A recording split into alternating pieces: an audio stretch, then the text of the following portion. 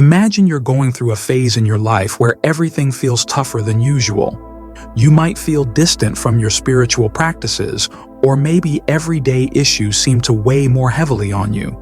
It's like no matter what you do, you can't seem to feel close to God or find comfort in your usual spiritual activities. This could be what some call a spiritual season, a specific period where God is teaching you something important through your challenges. Think of your life as a series of seasons, much like the natural ones: spring, summer, fall, and winter. Each brings its own climate and challenges. In a spiritual sense, these seasons can vary dramatically. Some are joyful and full of growth, while others are dry and barren, leaving you feeling isolated and tested. Now, why is it important to recognize these spiritual seasons? Well, it's because understanding them can help you navigate life's ups and downs more effectively. When you know which season you're in, you can adjust your expectations and actions to better align with what is required at that moment. It's about knowing when to push forward and when to conserve your energy. In tough times, it's easy to think that God has stepped back or forgotten about you. You might even think you're being punished, but that's not usually the case. These challenging periods could be a setup for personal growth, preparing you for what's next. They teach resilience and deepen your faith. Take the dry season, for example. It's a time when nothing seems to grow, everything feels hard, and spiritually, you feel parched. It's not a punishment, but rather a profound period of learning and inward reflection. This season often brings out lessons in patience, perseverance, and reliance on faith rather than immediate circumstances. You might wonder, why am I going through this dry season? Sometimes it's a wake-up call to address unresolved issues or sins. Other times, it's purely for growth, to strengthen you for future challenges. It's a time when God might seem silent, but He's actually very active in your life, reshaping your character and preparing you for new heights. What should you do during these times? First, don't lose hope. Trust that God knows what He's doing and that He has your best interests at heart. Keep in mind that this is just a season. It's not going to last forever. You're being pruned and prepared, much like a garden in winter, readying for the bloom that comes with spring. Remember, each season serves a purpose under heaven, as Ecclesiastes tells us. Your job isn't to have all the answers, but to trust and stay committed to your journey, even when the path isn't clear. Align your actions and mindset with this trust, and let it guide you through the uncertainties. Use this time to deepen your spiritual roots. Lean not on your own understanding, but on your faith. This isn't the time to withdraw, but to look deeper, seek more earnestly, and stand firm. The lessons you learn now will equip you for everything that comes next, enriching your life in ways you might not yet imagine. So, you're facing the dry season, right? It's tough. You feel like your spiritual life is on hold and everything seems harder than it should be. But here's something to hold on to. Just like Jabez, you can cry out to God in this tough time. Ask boldly for His help. Ask Him to enlarge your coast, to expand your boundaries, and bless you indeed. Remember, it's not about shouting louder, it's about trusting deeper. Jabez's story shows that when you reach out to God sincerely, He listens and acts. Moving into the waiting season, you might find this even more challenging. You've been praying, maybe for years, and it seems like God hasn't responded yet. But here's a vital truth. God hears every prayer. You might not be moving forward in the way you expect, but in God's eyes, you're exactly where you need to be. He sees growth where you see stagnation. A new version of you is emerging, stronger and more mature. Psalms 37:7 advises, "Be still before the Lord and wait patiently for Him. Do not fret when people succeed in their ways, when they carry out their wicked schemes." It's hard not to compare your journey to others, but your path is uniquely yours. While you wait, remember Hannah's story. She waited years to have a child, not knowing she was destined to give birth to one of Israel's greatest prophets. Her patience and persistent faith were rewarded far beyond the ordinary. When God finally answered her prayers, she didn't just become a mother, she became a mother of a prophet who commanded respect. This story illustrates that your waiting isn't in vain. God has a plan, and sometimes His timeline is different because the outcome He has planned is extraordinary. Then there's the grinding season. Suddenly, life speeds up. You find yourself busier than ever after God starts answering your prayers. It's easy to become overwhelmed and start skipping your prayer time or Bible study because there are just not enough hours in the day. But remember, this is the time to be even more disciplined. King Saul's story is a cautionary tale here. He started well but became too busy, even taking on tasks that weren't his to perform, which ultimately led to his downfall. In this busy season, make it a priority to start each day with God. Set the tone of your day by placing Him first. Psalms 5:3 says, "In the morning, Lord, you hear my voice. In the morning, I lay my request before you and wait expectantly." This verse isn't just about praying, it's about expecting God to move in your day, guiding each step. Prepare your daily list carefully. What needs your immediate attention and what can wait?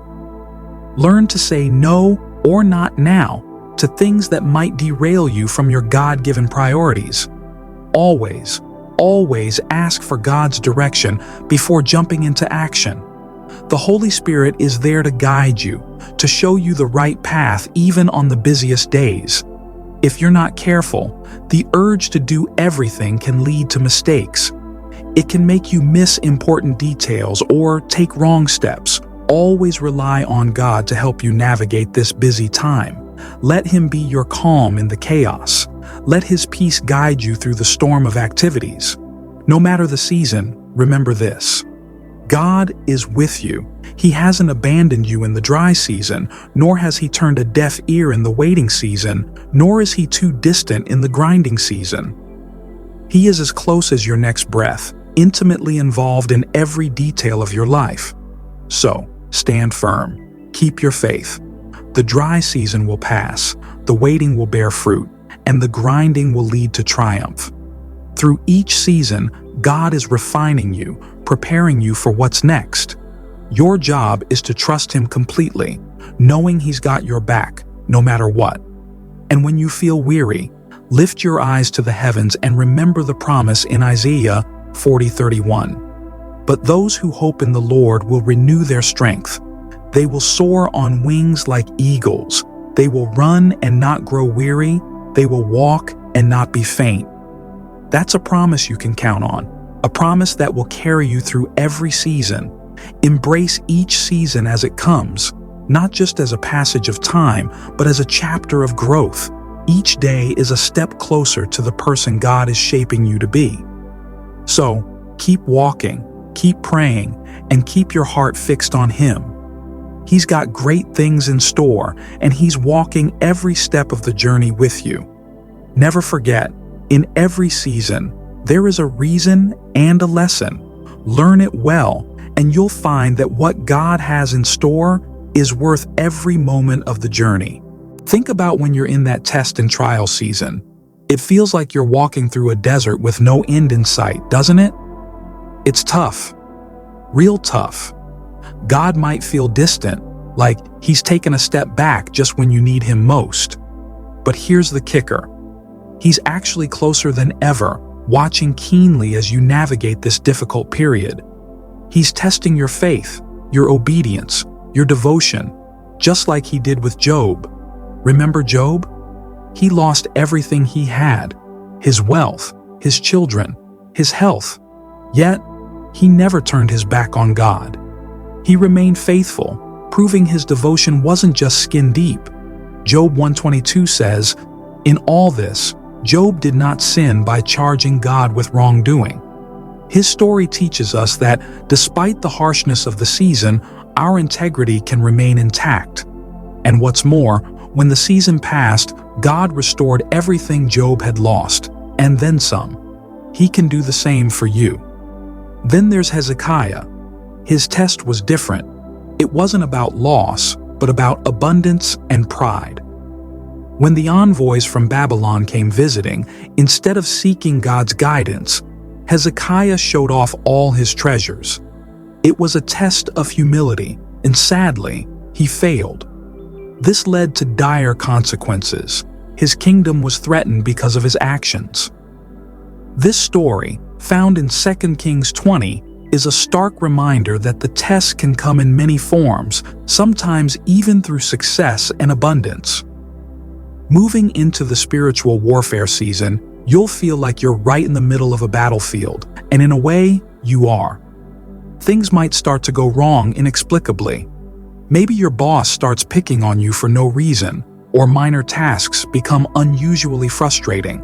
It's like everything that could go wrong does.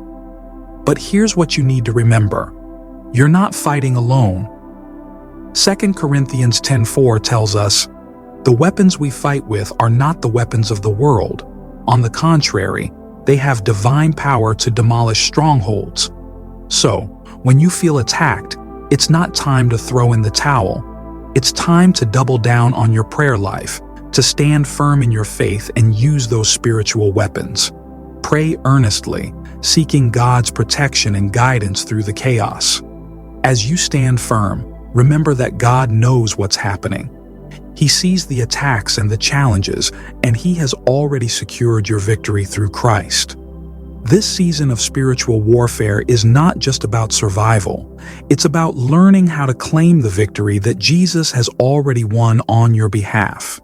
It's about learning to fight not just for victory, but from victory. Then comes the season of rest. Ah, what a relief that is.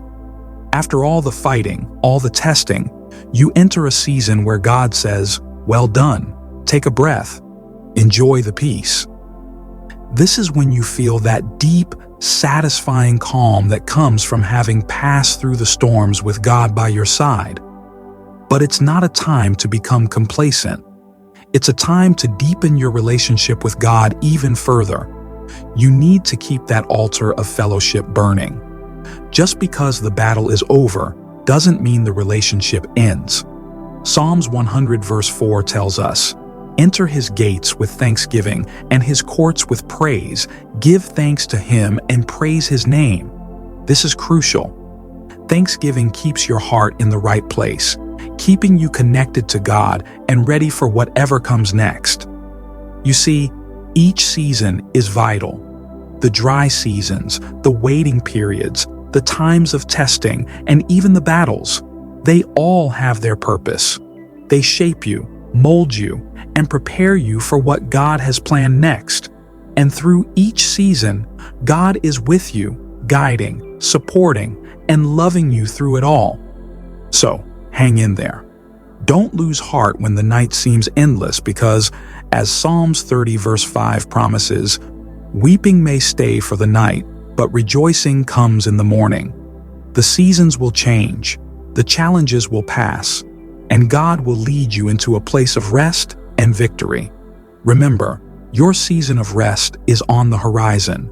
Keep walking in faith, keep praying, and keep your eyes fixed on God. He's got you, and He's leading you through each season, not just to survive them, but to thrive and come out stronger on the other side.